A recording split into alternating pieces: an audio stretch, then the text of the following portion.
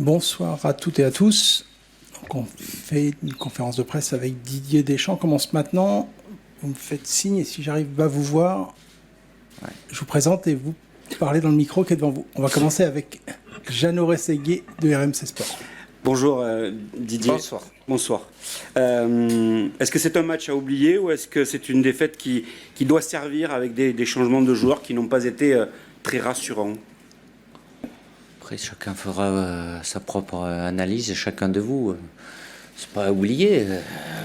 On n'a pas l'habitude de perdre. Si on a perdu, c'est parce qu'on n'a pas bien fait les choses. C'est une équipe allemande qui a été très agressive. On a eu un début de match plutôt catastrophique en termes d'agressivité et d'intention, même si on s'est bien repris par la suite. Mais voilà, ça leur a permis d'ouvrir le score. Après, évidemment, c'est pas ces 11-là qui ont l'habitude de débuter ces derniers temps, mais ça passe par là aussi quand il y a deux matchs. D'autant plus, il y a de l'adversité parce que c'est cette équipe d'Allemagne, mais ils ont besoin de temps de jeu aussi pour qu'on les voit. Ça demandera répétition aussi. Si tout se passait bien à chaque fois, oui, c'est mieux, mais ça doit servir à ça, même si dans les changements que j'ai été amené à faire, il y en a certains qui ont été un peu contraints et forcés de par les suites de l'entraînement d'hier en ce qui concerne Upamecano et Kylian. Philippe Sansfourche-Chartel. Bonsoir Didier. Bonsoir. Même dans les bonnes séquences de l'équipe de France, il y a eu des bonnes séquences, mais il y a eu assez peu d'occasions nettes sur l'ensemble de la rencontre. En face aussi. Oui. Est-ce que les absences cumulées de Olivier Giroud et Kylian Mbappé montrent que on peut se passer d'un, mais quand les deux sont pas là, ça devient très difficile? Écoutez, après c'est le score qui amène à des conclusions, je dirais un peu hâtives, mais bon, il y a des joueurs, il y a d'autres joueurs aussi qui ont fait voir de belles choses. Après, quand ces 12 joueurs sont pas là et qui ont l'habitude d'y être, oui, mais on ne sait jamais ce qui peut se passer. C'est à travers aussi, voilà, Colo était en reprise de compétition aussi. Après, ça fait plus de 15 jours sans match, une semaine sans entraînement. Donc, il n'est pas au top de sa forme. Mais le même match, s'il y avait eu, on ne le sait pas. Je ne le sais pas et vous non plus, avec Kylian et Olivier, mais ils n'étaient pas là aujourd'hui. Donc, à travers les matchs que l'on a, même si on veut tous les gagner,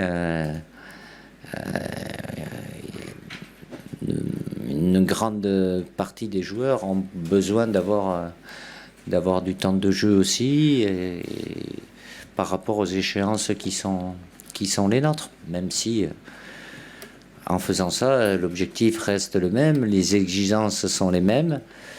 Mais ce soir, on n'a pas un résultat positif pour nous. Dominique Sévrac, le Parisien. Oui, bonsoir Didier. Pourquoi Kylian est resté toute la partie sur le banc? Qu'est-ce qui s'est passé? À partir du moment où il ne peut pas débuter avec un problème au tendon rotulien qui n'est pas grave, mais qui le gêne et avec des risques aussi. Donc, s'il débute pas, c'est pas le faire rentrer qui va améliorer sa situation. C'est pareil pour Upamecano qui ressentit une gêne à l'adducteur. Donc, j'ai pas de risque à prendre sur un tel match. Une autre question pour Didier. Oui. Baptiste Després, Le Figaro. Okay. Oui.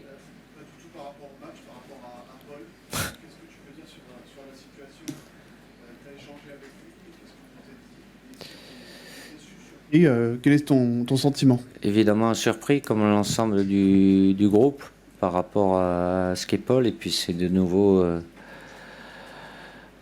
quelque chose de lourd qui lui tombe dessus. Il en avait eu beaucoup. J'ai échangé brièvement avec lui, j'aurai l'occasion un peu plus tard de pouvoir savoir, mais je ne suis pas sûr que lui aussi sache encore aujourd'hui exactement. La seule chose, bon, sauf examen contre-expertise ou je ne sais pas, c'est qu'il y a une substance qui a été détectée dans son corps. Après, savoir le pourquoi du comment, je ne peux pas vous en dire plus, mais c'était triste pour nous, pour l'ensemble du groupe, qui le connaît aussi, parce que malheureusement, ça s'accumule pour lui. Mais bon, je le soutiendrai, et il a la force et le caractère pour franchir ces moments très difficiles. Oui, Denis Ménétrier que je vois, France Info. Bonsoir Didier. Qu'avez-vous pensé de la première de Jean-Claire Todibo, sa première sélection, et plus globalement de la charnière ce soir?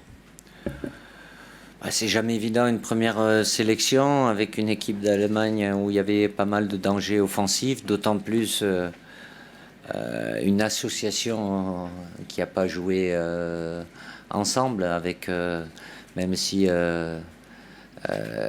JC s'est mis à droite et William un peu plus à gauche, même si c'est pas réellement, il joue un peu à Arsenal, donc évidemment c'est pas l'idéal, mais ils doivent passer par là aussi. C'est deux joueurs qui sont bons dans le duel. Après, il y a moins de temps aussi, donc il faut voir un peu plus vite, un peu plus de justesse.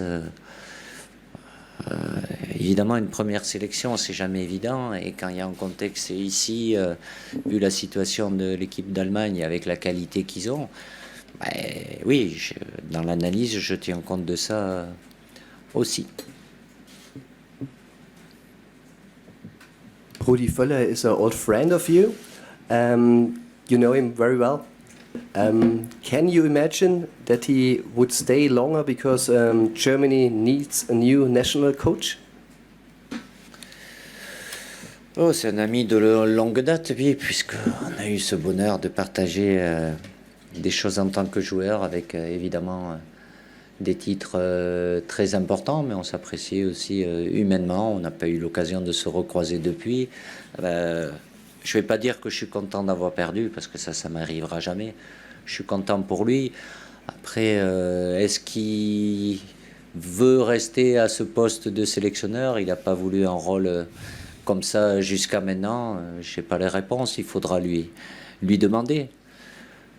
Après, s'il n'a plus à l'être, au moins, je crois que ça sera le seul sélectionneur, un des rares sélectionneurs à rester invaincu, puisqu'il aura un match et une victoire en plus contre nous. Donc je sais pas, voilà, je l'ai félicité pour cette victoire, et puis après vous en saurez plus que moi pour ce qui se passera. C'est bon? Allez, dernière question avec Jean-Marcel Boudard de Ouest France. Oui.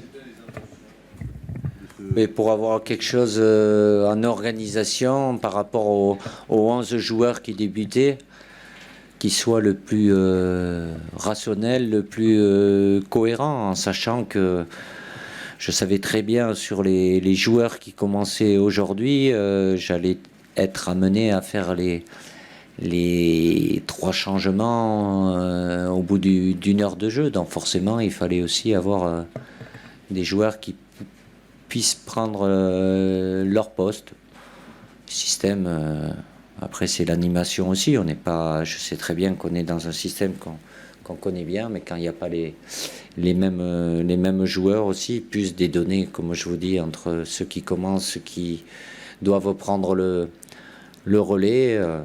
Je pense pas que ça soit une question de système. On est capable de faire des bonnes choses, même si, quelqu'un l'a dit, voilà, on n'a pas eu énormément d'occasions, l'Allemagne non plus, mais ils ont marqué 2 buts. Donc, quand j'ai mes 11, après, le plus important, c'est de les positionnés là où ils peuvent être le plus utiles et avoir un bon équilibre. On vous remercie, bonne soirée et bon retour. Merci.